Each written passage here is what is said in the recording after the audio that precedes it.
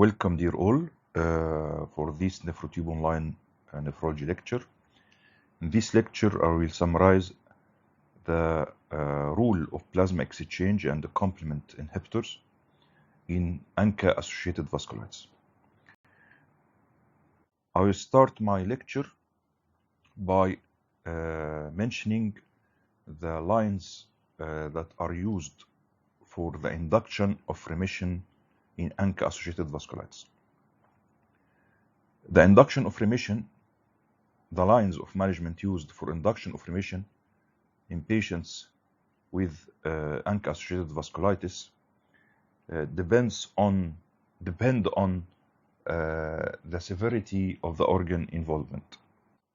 In patients with no organ threatening involvement, to induce remission for ANCA-associated vasculitis, you can use rituximab with glucocorticoid or Aopan instead of glucocorticoid, and I will talk in details about Aopan now.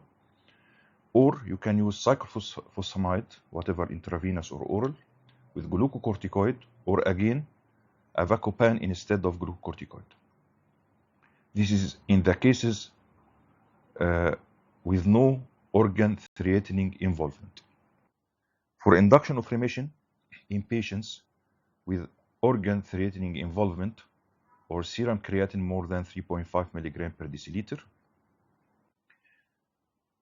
you can use intravenous cyclophosphamide with rituximab or intravenous cyclophosphamide with glucocorticoid again, or Aopan instead of glucocorticoid.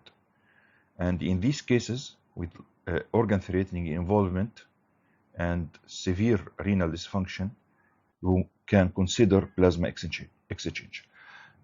So this is the main lines for the induction of remission according to the latest KDIGO guidelines for management of ANCA-associated vasculitis. In this lecture, we will concentrate on 2 points: the role of plasma exchange and the role of Aopan, which is a C5 selective C5 complement 5A receptor antagonist. To show you the importance of Aopan in the management of ANCA-associated vasculitis, I want to explore with you first what is the role of the complement in the activation of the disease. Back to the pathogenesis of ANCA-associated vasculitis. As you all know, this is the neutrophil, this is the vascular endothelium. Inside the neutrophil, we have the proteinase 3 and myeloperoxidase antigens. In the presence of priming agents which exacerbate the ANCA-associated vasculitis, we have a lot of priming agents. I will summarize them in points. For example, infections may be a priming agent for activation of ANCA-associated vasculitis. Some drugs as hydralazine, allopurinol, maybe rifampicin, and some other drugs. Some exposures as cigarette smoking, hydrocarbon exposure, silica dust, even COVID can be a priming agent for activation of ANCA-associated vasculitis, and there are some genetic factors that may also be a precipitating factor for ANCA-associated vasculitis. This is in short. Regarding the activation of complement 5A, how it is activated, I will mention it at the end of this slide. So in the presence of priming agents and complement factor 5A, these will stimulate the neutrophils and enhance the cell membrane expression of both intracellular proteinase 3 and the myeloperoxidase. So in the presence of priming agents and complement 5A, both these antigens will be expressed on the surface of the cell membrane of the neutrophil, and at this time this neutrophil is called the primed neutrophil.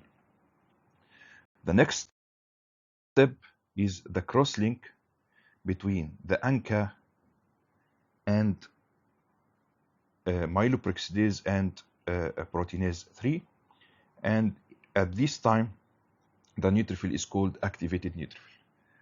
Activated neutrophil will release reactive oxygen species antiproteases, which will cause vascular endothelium damage, and also nets are formed. Nets are web-like structure, as you see, web-like structure that is expelled by activated neutrophils, and they have entrapped myeloperoxidase and proteinase 3. Nets is an abbreviation for neutrophil extracellular traps. This is a trap, a web, a net that entrap myeloperoxidase 3 and proteinase 3 and myeloperoxidase. These nets will transfer the antigens to the vascular endothelium, and the presence of these antigens, PR3 and MPO, on the vascular endothelium will cause recruitment of T lymphocytes and monocytes with more vascular injury. And this is the mechanism of vasculitis.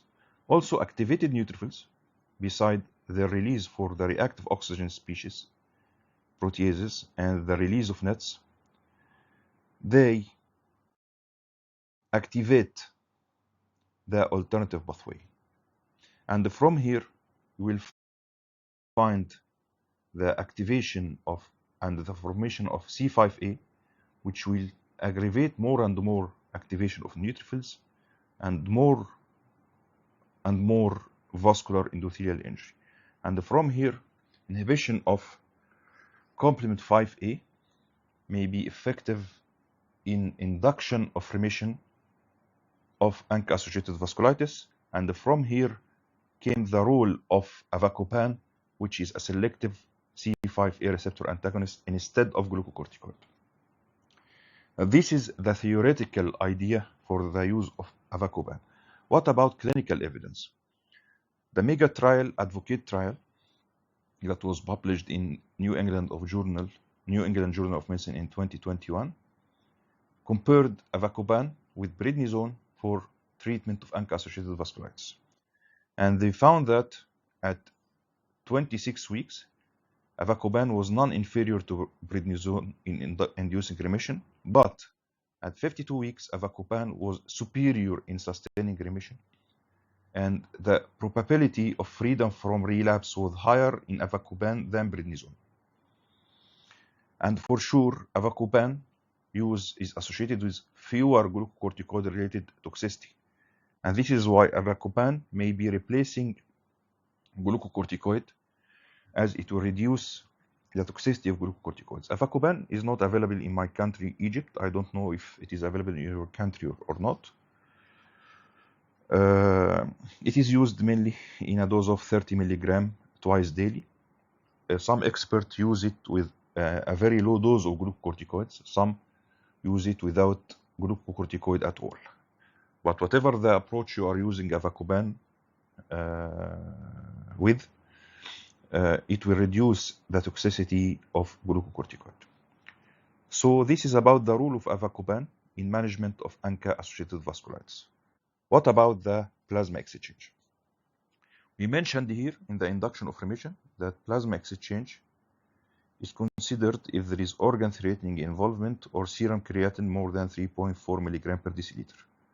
I want to explain this more. Let's mention when plasma exchange is indicated in induction of remission of ANCA-associated vasculitis. First, if there is severe kidney disease with serum creatinine more than 3.4, or rapidly increasing serum creatinine, or dialysis is required and no alveolar hemorrhage. The second option is if there is diffuse alveolar hemorrhage with hypoxemia. If there is diffuse alveolar hemorrhage with hypoxemia, the protocol of plasma exchange will differ from the presence of severe kidney disease with no alveolar hemorrhage. Let's proceed. If there is severe kidney disease in absence of alveolar hemorrhage, you have to do 7 plasma exchange treatments over a maximum of 14 days. For example, we always do it a plasma exchange session every other day. So we'll do 7 plasma exchanges over 14 days. But if there is diffuse alveolar hemorrhage, whatever there is severe kidney involvement or not, whenever there is diffuse alveolar hemorrhage with hypoxemia, you have to do daily plasma exchange treatments until bleeding stops. Another point that I want to mention about plasma exchange is the type of the replacement. In the case of severe kidney disease and no alveolar hemorrhage, in absence of alveolar hemorrhage, if the patient had no recent kidney biopsy or any risk of bleeding, use albumin as substitution for the plasma exchange treatments.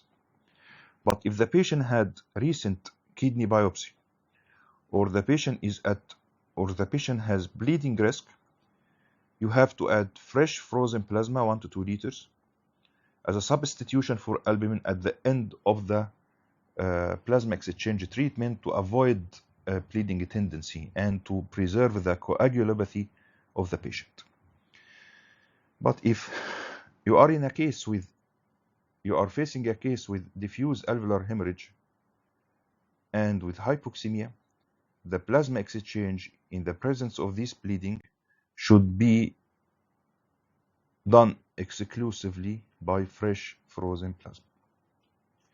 So this is the use of plasma exchange in induction of remission of ANCA-associated vasculitis. Can plasma exchange be used in ANCA-associated vasculitis as in another indications than induction of remission? Yes. Plasma exchange can also be considered in resistant ANCA-associated vasculitis. And the plasma exchange should be also considered in patients with double antiglomerular basement membrane and ANCA-associated disease. And that's why we have to do in all cases with ANCA-associated vasculitis the antiglomerular basement membrane antibodies, because if they are double positive, they are usually treated as the protocol of antiglomerular basement membrane disease. So my home messages: consider plasma exchange selectively in patients with severe alveolar hemorrhage or rapidly progressive glomerulonephritis with severe kidney failure in patients with ANCA-associated vasculitis. Complement activation via alternative pathway plays a key role in ANCA-associated vasculitis pathogenesis. Aopan, a C5 receptor inhibitor, is a selective C5 receptor inhibitor, offers a steroid-sparing effect with non-inferior efficacy compared to standard regimens, and even a better effect than glucocorticoid at 52 weeks, and it shows promise in improving renal outcomes and the quality of life.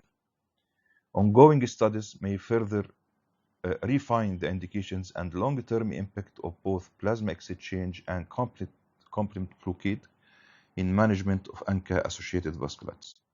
Thank you for watching the lecture.